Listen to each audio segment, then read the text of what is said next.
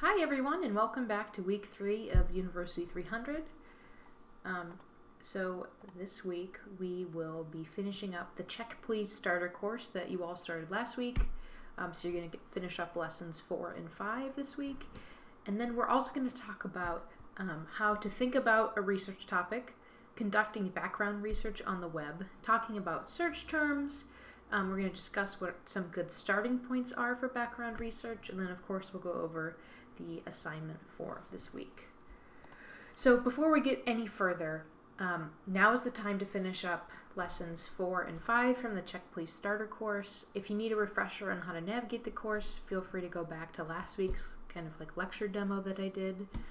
There's going to be like one small reflection for the Check Please course that you'll need to submit on your personal research journal on Canvas. It's about 3 or 4 questions. You only have to write like a paragraph or 2. So you'll actually be submitting 2 things this week, which I will talk about later. But, so hopefully by this point you finished the Check Please course. And now we can move into kind of talking about background research and developing a research topic. So starting this week, you'll be working on a research topic of your choice. You're not going to be writing a research paper for this class, but you can use the assignments to gather information for a research paper or project in another class if you choose to. You can also just pick a topic that interests you. Usually research goes better if you're interested in the topic, so the more interesting, the better. In the coming weeks, you're going to search for information on your topic, and at the end of the semester, you will submit kind of a project, and it'll be an annotated bibliography evaluating some of your resources, but you don't have to worry about that yet, and you're not going to have to write a paper with that. So for now, you should just have a general topic in mind, and again, it doesn't need to be a specific research question, it just can be a general broad topic. As you go along, you will refine your topic. You might have to change your focus a little bit, and then you'll start defining your question. But for this week and next week, you're just going to be looking at general reference resources that can help you understand your topic and identify good search terms. So now we're going to talk about background research. So looking at general reference sources to help you understand your topic and identify good search terms is known as background research. Background research can be incredibly helpful because it lets you start slow and consider the basics of your topic before you dive into the specifics. So you wouldn't normally cite an encyclopedia entry or article in an academic paper, but taking a few minutes to read this type of source can help you find and understand the more scholarly primary and secondary source material that you will want to cite. So the goal of background research is just to get an idea of the scope of a topic and to gather keywords for searching, which we're going to be doing later in the course. Background searching also coincides with Kolthau's initiation stage of the ISP, which you all went over in week 1. Background research is really a time to immerse yourself in the basic information on your topic of interest.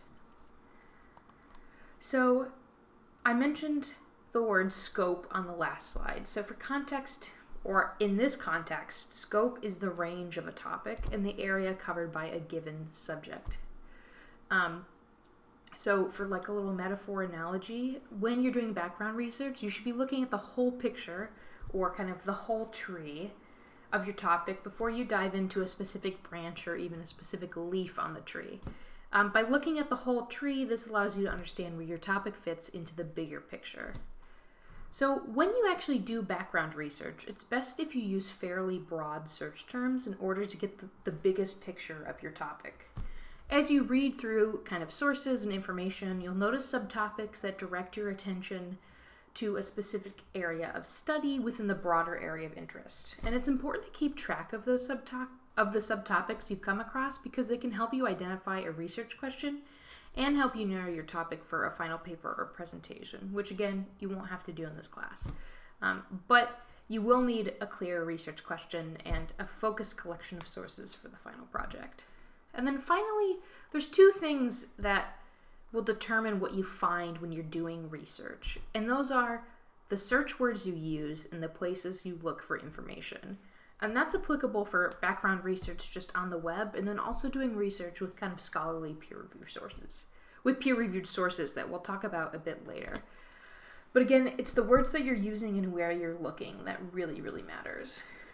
So kind of bouncing off of the words that you use, we're going to go a little bit more in depth kind of talking about search terms, and we're just going to kind of touch on it today, and we'll go over more of it later in the semester.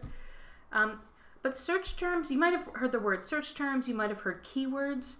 They're often used interchangeably, but they essentially mean the same thing. Search terms vary in type, and each type contributes to your ability to control your searches and retrievals, which are also known as your search results.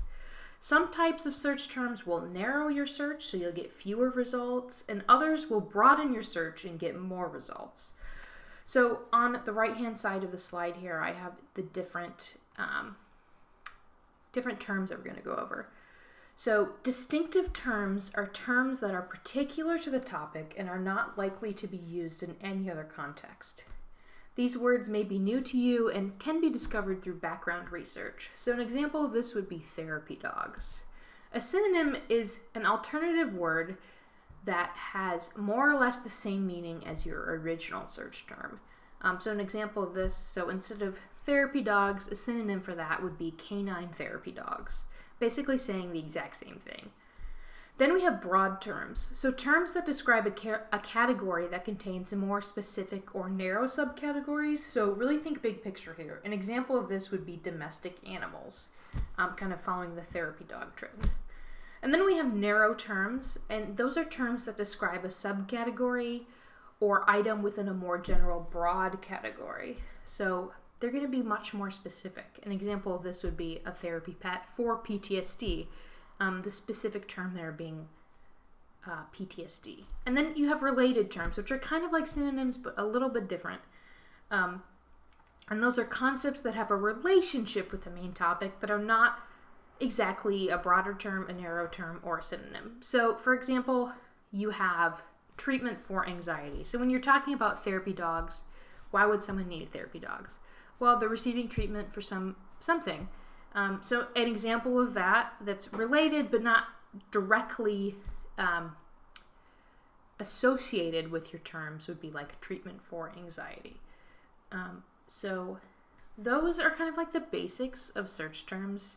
And as you kind of go through searching, you'll kind of get a feel for what works and what doesn't. And that's why it's really important to kind of keep track of what you're using in case you need to go and recreate a search. So now we know kind of what words to use or what kind of terms to use to search, but where should we look when we're doing background research on the web? So again, for this week, we're not going to worry about finding something that's scholarly or peer-reviewed, and instead we're going to be focusing on gathering general information and gathering search terms that we'll eventually use in a database later on.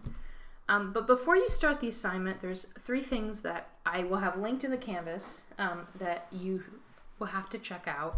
One is a video called The Internet, How Search Works, and it goes in depth about how search engines actually rank and find information to search. And then there's a link put up by Google that's specific to Google. And then the third thing you're going to check out is actually you're going to be using it in your assignment for this week, and it's 17 great search engines that you can use instead of Google. So I know a lot of us probably use like Google by default, but there's a lot more search engine options out there, and most of them have better privacy policies. So you're going to use one of these alternative search engines in your assignment this week, in addition to looking at Google and Wikipedia. And in the Check Please Starter course, you would have kind of gone over some of the nuances and the value of using Wikipedia when doing background research. So I know you just spent 2 weeks doing that Check Please Starter course, but I'm just going to quickly kind of revisit evaluating a website because this is part of your assignment for this week. And these are just kind of some probing questions I want you to ask yourself when you're looking at a website for background research or potentially looking at something to use in a research paper. So scan the page for information about the sponsors or authors of the page. Is there an About Us link? What kind of information can you find about who's actually writing the information? Again, are there any author names, whether it's an organizational name or an individual name? And can you find anything about their credentials? Can you tell if the page has been updated? Is there a date last updated or a copyright date? Is the page current for the topic that you're researching? So let's say you're looking up information about climate change. There's probably more relevant data out there than something. If you're looking at a site from 2000, maybe not the best place to look, unless you're looking for historical data. So again, context matters here as well. Are there links or citations that support the claims being made? Does it fit in with what you already know about the topic? And that's just another kind of way of talking about the skills that you learned during the Check Please Starter course. So these questions are just a different way to frame kind of evaluation. And then is the purpose of the site to sell you something or convince you of a particular point of view? And can you identify any biases? So just kind of keeping those questions in the back of your head as you go through and look at different sources when you're doing background research. So now talking about the assignments for this week. So you do have 2 assignments, and they're going to be posted in separate posts on your personal research discussion board. So there's, I think, about 4 reflection questions that I will have listed in the Canvas kind of module for this week. But they're also in the Check Please Starter course at the end reflection thing as usual. And then there's also an assignment, which again, I'll also have listed. And there's questions you're going to be conducting background research from an alternative search engine on Google, on Wikipedia, and then you're going to choose one source and evaluate it using some of those questions that we just went over. So I know it seems like there's a lot of questions, but you shouldn't be writing that much. This week is more about getting a feel for what's out there and kind of experimenting with background research and seeing what kind of information you get, as well as it's really important to kind of write down some of those search terms, which will be part of the assignment when you read through the directions. But this week is really about identifying search terms and seeing what works and what gets you the results you need. So with that, that's all we have for week 3. As always, please let Nicholas or I know if you have any questions or concerns. And if not, we'll see you next week. Have a great week. Bye.